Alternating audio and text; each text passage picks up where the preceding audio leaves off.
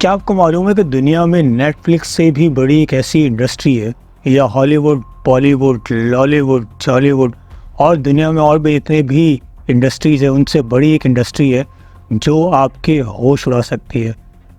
इस mobile phones के अंदर आपके पास सोशल मीडिया का कई ऐसा नेटवर्क मौजूद है जिसे आप डेली इस्तेमाल करते हैं, लेकिन कई बड़ी बड़ी सोशल साइट्स ऐसी हैं जो कि पोर्नोग्राफी को ओपनली एडवर्टाइज़ करती है। ना सिर्फ एडवर्टाइज़ करती हैं बल्कि उसे ईजीली एक्सेसिबल भी बनाती हैं।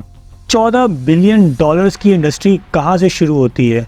क्या 1990 में जब दुनिया में इंटरनेट आया तो क्या उस वक्त से पोर्नोग्राफी शुरू हुई, या फिर अर्ली एजेस में जाके शुरू हुई जब टेलीविज़न ने अपनी ज़िंदगी में, हमारी ज़िंदगी में कदम रखा, या जब डीवीडीज़ आई या जब कैसेट्स आई, या ये इससे भी पुराना दौर है जो हमने आज तक नहीं देखा? मेरी आज की वीडियो आपके लिए एक हिस्ट्री साबित होगी, एक हिस्टोरिकल वीडियो साबित होगी, जिसमें ना हम सिर्फ पोर्नोग्राफी की हिस्ट्री के बारे में बताएंगे बल्कि उन लोगों के बारे में भी बताएंगे जो पोर्नोग्राफी शुरू करने वाले हैं, जो इस इंडस्ट्री को लेके चल रहे, और वो ऐसा कौन सा मुल्क है जो पोर्नोग्राफी का किंग है, किंग ऑफ पोर्नोग्राफी, और वो कौन सी सोशल मीडिया की एक ऐसी साइट है, दुनिया की सबसे मशहूर तरीन साइट, जो पोर्नोग्राफी में फ्री ऑफ कॉस्ट और फ्रीली यूज़ की जा सकती है।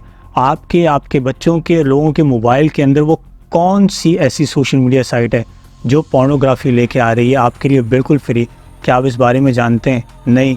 तो आज की मेरी वीडियो इसी बारे में कि पोर्नोग्राफी कितनी ईजीली अवेलेबल है, कितनी ईजी एक्सेसिबल है, और कौन कौन लोग इसके एडवर्टीज़मेंट में शामिल हैं। अस्सलाम वालेकुम दोस्तों, नमस्ते, सत श्री अकाल, अहलन व सहलन, मरहबा।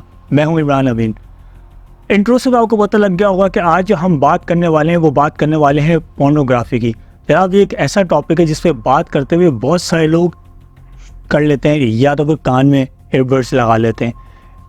दुनिया में 97 बिलियन की पॉर्न इंडस्ट्री है, और इस पॉर्न इंडस्ट्री को 97 बिलियन का जो हिस्सेदार है उसमें से 6 से 15 बिलियन डॉलर सिर्फ और सिर्फ यूनाइटेड स्टेट ऑफ अमेरिका का है। जी हाँ, बिल्कुल, United state of America porn industry की सबसे बड़ी किंगडम है जो पूरी पॉर्न इंडस्ट्री को चला रही है।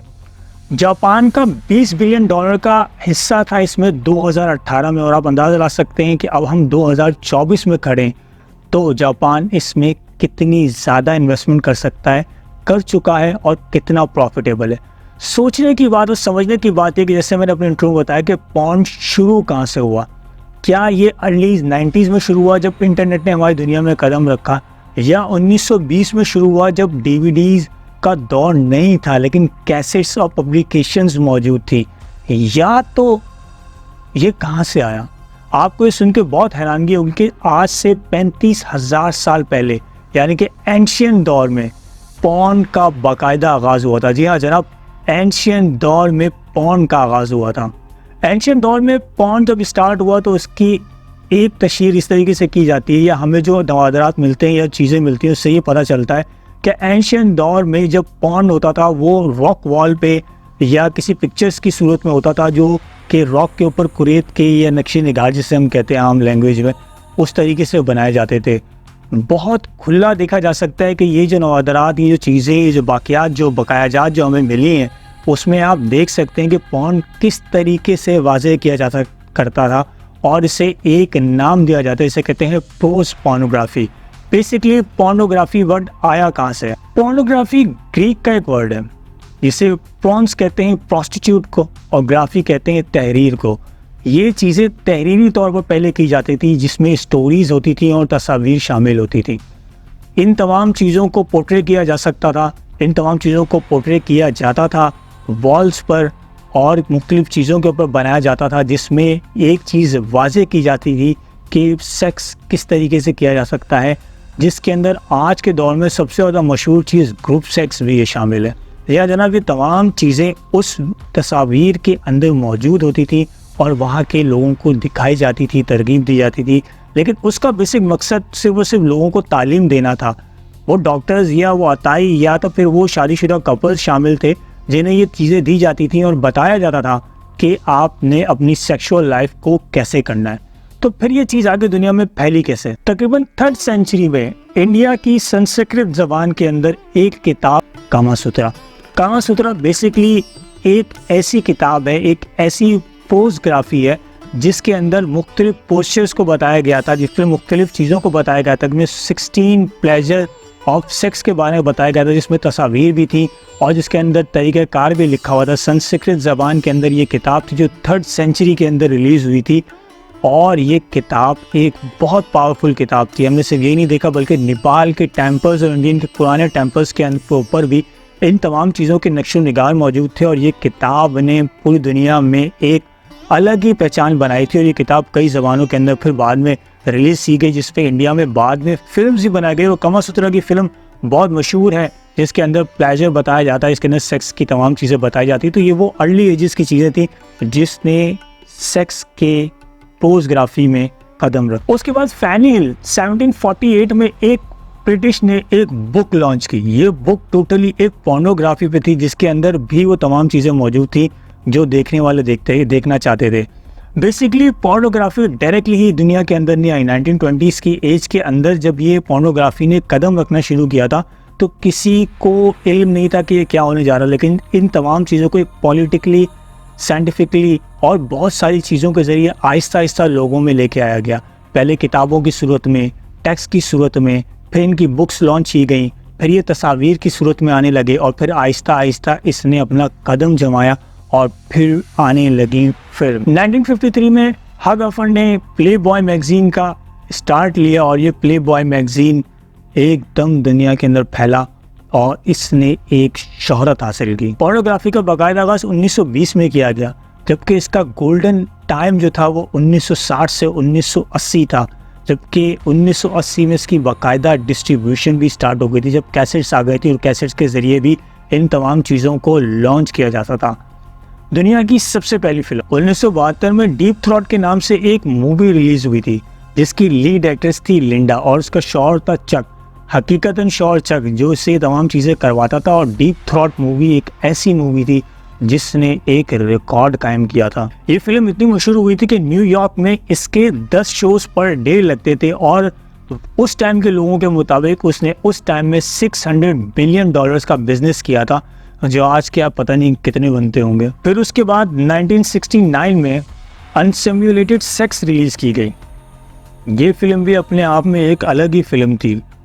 ब्लू फिल्म रिलीज़ की गई, लेकिन तमाम चीज़ों के अंदर एक बहुत ख़ास बात है और वो ख़ास बात ये है दोस्तों कि बेसिकली पॉर्न को मुतारिफ किसने करवाया।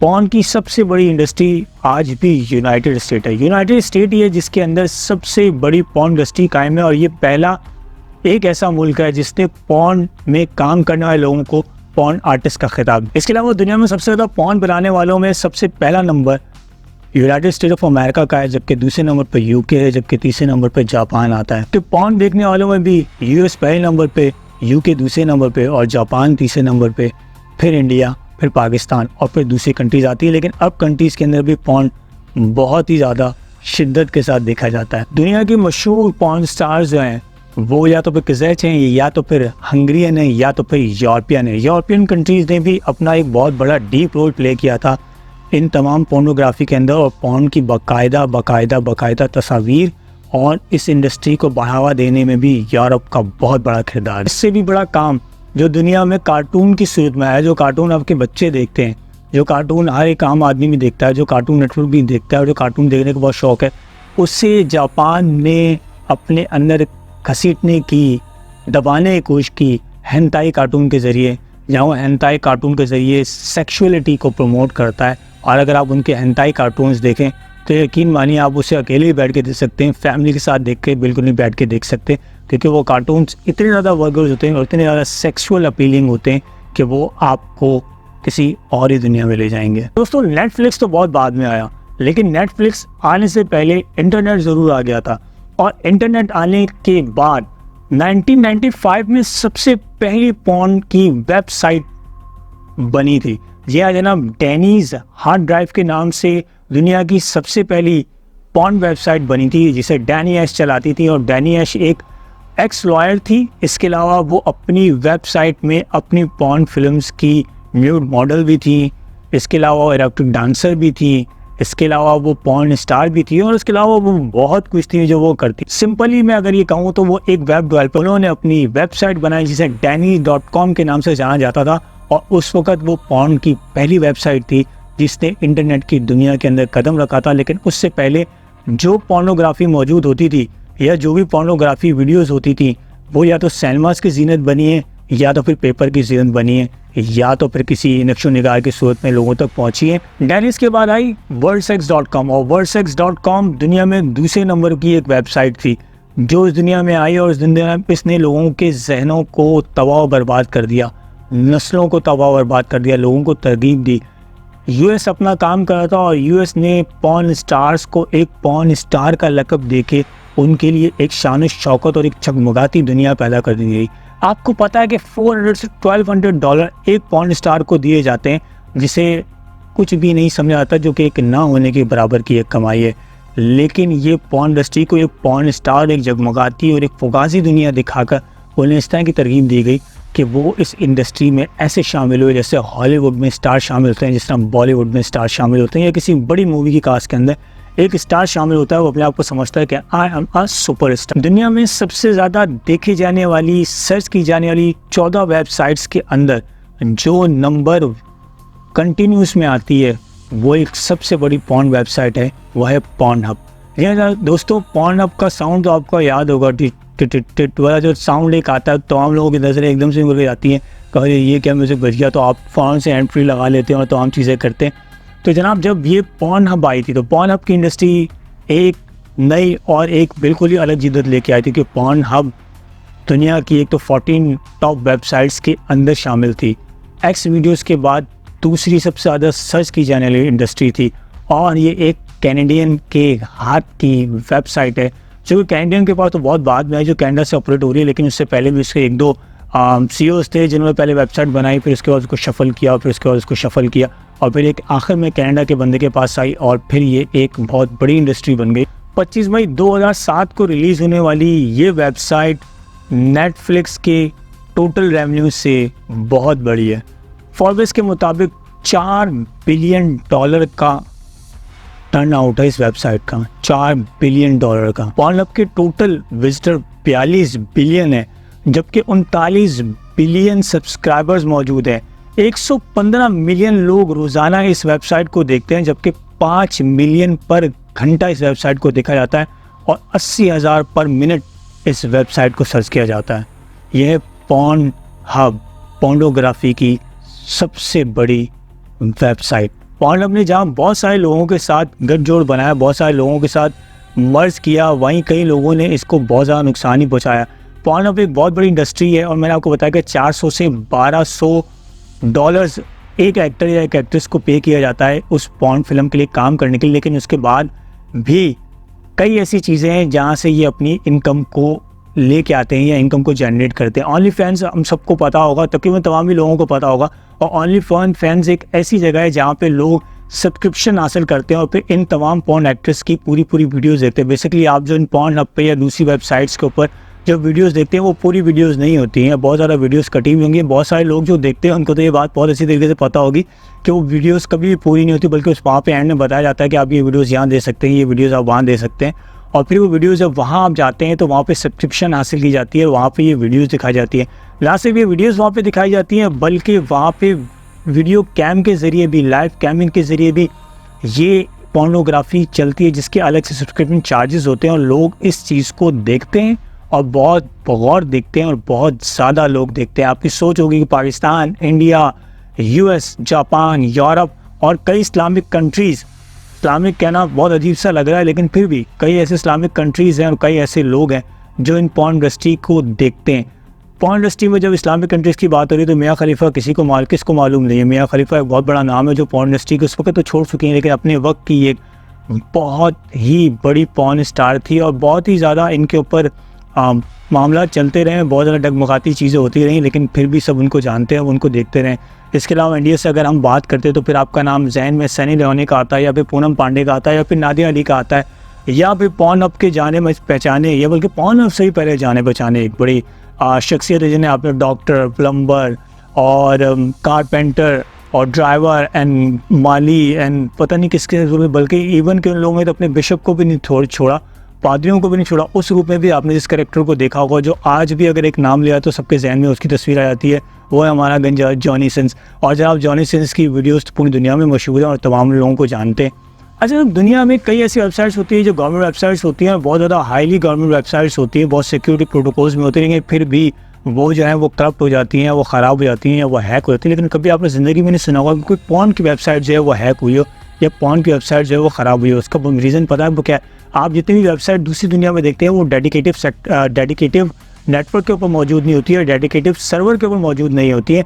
लेकिन पॉर्न इंडस्ट्रीज़ की जितनी भी वेबसाइट्स हैं वो हैरत अंगेज़ तौर पर एक डेडिकेटेड सर्वर के ऊपर मौजूद होती है। इनका पूरा एक स्टाफ होता है, इनकी पूरी एक इंडस्ट्री है, इनके पूरे एक लोग हैं जो वहाँ पे काम करते हैं।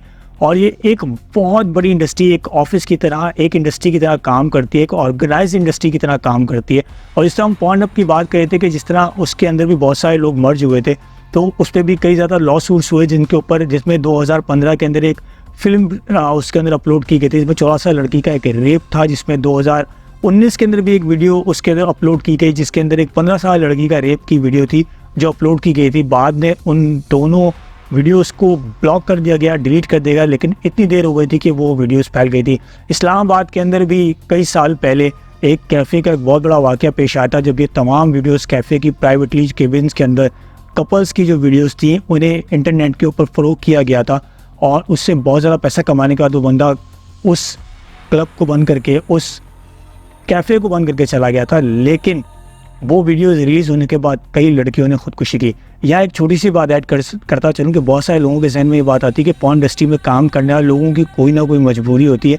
इसे हम आजकल आसपास के लोगों में देखते हैं कि शायद गुर्बत बहुत ज़्यादा बढ़ गई है, लेकिन पॉर्न इंडस्ट्री में 90% वो लोग होते हैं जिन्हें या तो इस शोबिस की ज़िंदगी में, दूसरी शोबिस की ज़िंदगी में काम नहीं मिलता, वो स्टार नहीं बन सकते, वो मूवी स्टार नहीं बन सकते, तो वो किसी वेब सीरीज़ के ज़रिए या तो फिर सोशल मीडिया के ज़रिए या तो फिर इस पॉर्न इंडस्ट्री के ज़रिए अपने आप को स्टार बनाते हैं, क्योंकि इनके बाकायदा अवार्ड्स होते हैं, इनकी बाकायदा एक रिकग्निशन है, इनकी ट्रेंडिंग्स हैं, इनकी रैंकिंग है। और ये तमाम चीज़ों की हवस एक इंसान को भूख जो होती है उस तरफ लेके जाती है और फिर वो ये काम करते हैं, क्योंकि ईजी अर्न वे जिसके अंदर आपको शायद उतनी ज़्यादा मेहनत नहीं करनी पड़ती जितनी एक मजदूर आदमी करता है, या उतना ज़्यादा दिमाग चलाना नहीं पड़ता जितना लोग कंप्यूटर पर काम करने वाले चलाते हैं। वर्चुअल अडल्ट कंटेंट ने भी एक अलग ही विजुअल दुनिया कायम की है, जो लोग क्लासेस के ज़रिए उन तमाम चीज़ों को देखते हैं और विजुअली उस चीज़ को महसूस करने की कोशिश करते हैं।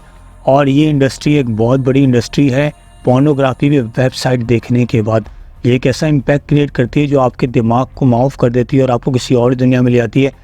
बाद में इन्हीं तमाम चीज़ों को देखते हुए जापान ने सिलिकॉन डॉल्स और दूसरे भी टॉयज़ जो हैं, वो सेक्सुअल टॉयज़ जो हैं वो लॉन्च किए थे, जो कि बहुत आराम से दुनिया में मिलते हैं और पाकिस्तान, इंडिया और दूसरे कई एशियन कंट्रीज़ या यूरोपियन कंट्रीज़ के अंदर मिलते हैं। और कई यूरोपियन कंट्रीज़ या इंग्लिश कंट्रीज़ या दूसरे ममालिक में आपको शायद सुन के बड़ी हैरानगी होगी कि बाकायदा इनके अपने बड़े बड़े स्टोर्स हैं, जहाँ पे ना सिर्फ इन पोर्नोग्राफी की बुक्स, मैगज़ीन मिलते हैं, बल्कि वहाँ पे बाकायदा DVDs भी मिलती हैं। इतना इजीली एक्सेसिबल हो गई अब ये चीज़ कि आगे जो मैं आपको चीज़ बताने वाला हूँ वो सुन के आपके या तो होश उड़ जाएंगे या तो फिर अपने बच्चों से मोबाइल फ़ोन छीन लेंगे। हम जदीद दौर की तरफ आते हैं, OTT की तरफ आते हैं, सोशल मीडिया की तरफ आते हैं।